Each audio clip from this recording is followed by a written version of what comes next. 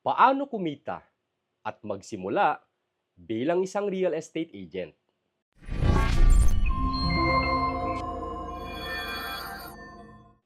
Sinasabi na ang sales ang isa sa highest paid profession. At isa ang real estate selling o pagbebenta ng property ang pwede mong subukan na pwede kang kumita ng mas malaking income. Bago natin simulan ang ating sharing kung paano ba kumita at simulan ang pagiging real estate agent, ay hayaan nyo muna akong ikwento ang aking personal experiences na more than 12 years na sa real estate. Nagsimula akong mag-real estate noong year 2012 nung ako ay pumasa bilang isang licensed real estate broker habang nagtatrabaho pa ako dati bilang isang accountant. Matagal din akong nag-work bilang accountant mula noong year 2005. Okay naman ang ating salary bilang isang accountant. Subalit kung ikaw ay naghahangad ng mas malalaking dreams, hindi sapat ang ating salary lamang. Kaya naman, pumasok ako sa ibang mga pagkakakitaan gaya ng network marketing hanggang sa na-introduce sa akin ang real estate noong 2012. Hindi naman naging madali ang ating karera sa real estate. Sa katunayan, from 2012 to 2014, part-time lamang tayo sa real estate. Since kami ng wife ko ay nagtatrabaho pa during that time bilang accountant, and kasabay pa nito yung aming traditional businesses na bigasan, damitan, and even buko business nung time po na yon. Kaya naman sa loob ng 3 years from 2012 to 2014, nakabenta lang talaga tayo ng iilang properties dahil part-time lamang tayo noon.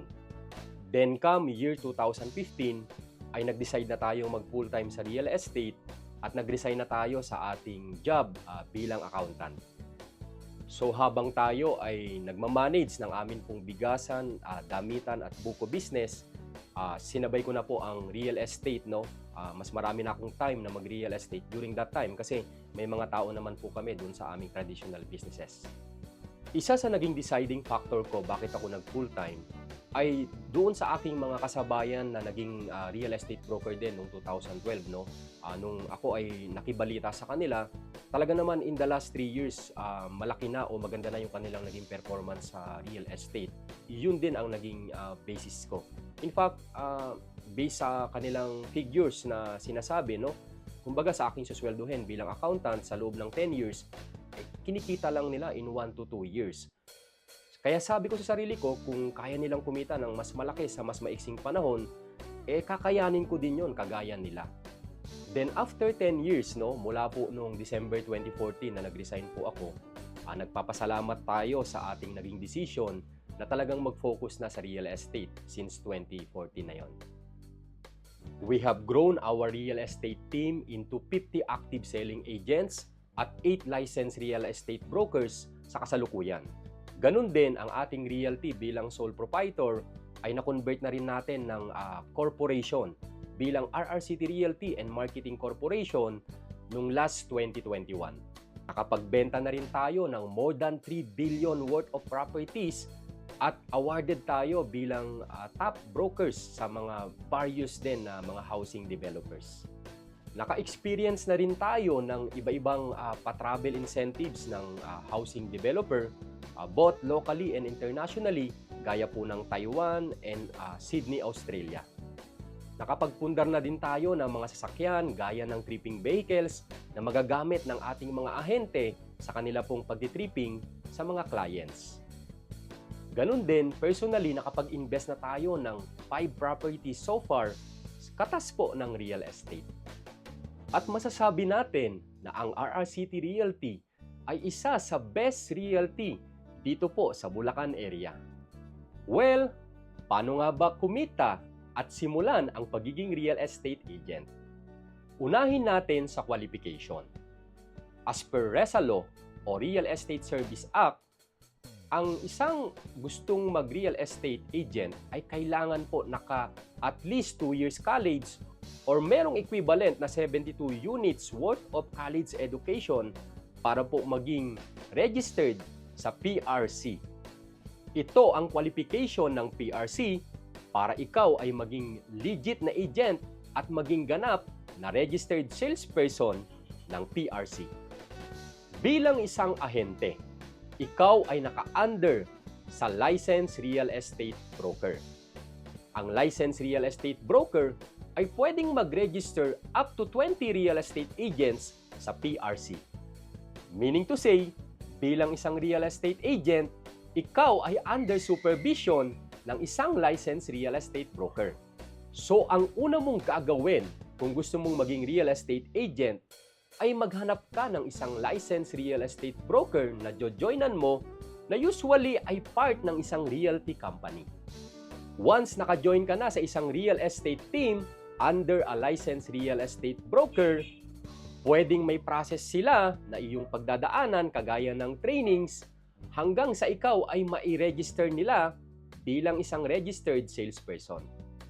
Then after that, simula na ng karir mo sa pagiging real estate agent. So paano nga ba kumita bilang isang real estate agent? Ang isang real estate agent ay kumikita ng commission on a purely commission basis. Meaning to say, nakadepende ito sa iyong performance. Dahil malaki ang price ng isang property, kaya naman malaki din talaga ang potential na kikitain mong commission income. If let's say bilang isang real estate agent, meron kang starting commission rate na 3%. At assuming nakabenta ka ng house and lot na worth 1 million. Assuming without consideration muna tayo ng taxes at miscellaneous, let's say straight computation lang po tayo para sa commission. So 1 million times 3%, that is 30,000. So kada benta mo ng bahay, meron kang 30,000 na pwedeng kitain.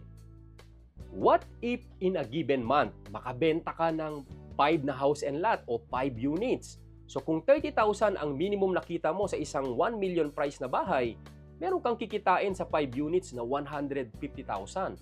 Or even more kung talagang gagalingan mo sa pagbebenta. But of course, syempre sa ating benta, hindi naman agad yan marirelease ang ating commission, no? Meron niyang certain series of releases, depende po sa naibayad ng ating kliyente o kung ma-loan take out na eventually kung palipat na ang ating kliyente. Kumbaga sa real estate, nagtanim ka and then later on mag-harvest ka. Meron ka lang mga installment commission na nare-receive based sa iyong naibenta, then eventually mag-harvest ka kapag na-loan take out na at papalipat na ng bahay ang iyong kliyente. So ganun po ang kitaan sa pagiging real estate agent. Sa ating experience sa real estate, no, especially sa RRCT Realty, ang pinaka-highest na naibenta ng atin pong ahente ay nasa 30 million in just 1 month. Imagine mo po yun, mga 20 plus units in 1 month. Kung kumikita siya ng 30,000 per unit doon, di ba, ang laki, more than 500,000 ang pwede niyang kitain doon sa 1 month na pinaghirapan niya. Kaya naman talaga sobrang laki ng potential dito po sa real estate. If right now, iniisip mong maging isang real estate agent at ikaw ay at least naka 2 years college, pwede mo i-consider ang pag-join sa aming real estate team, ang RRCT Realty. Sa RRCT Realty, hindi ka lang namin tutulungan na magbenta. Kung hindi, tutulungan ka naming mag-improve in terms of right mindset, right skill set, at right attitude.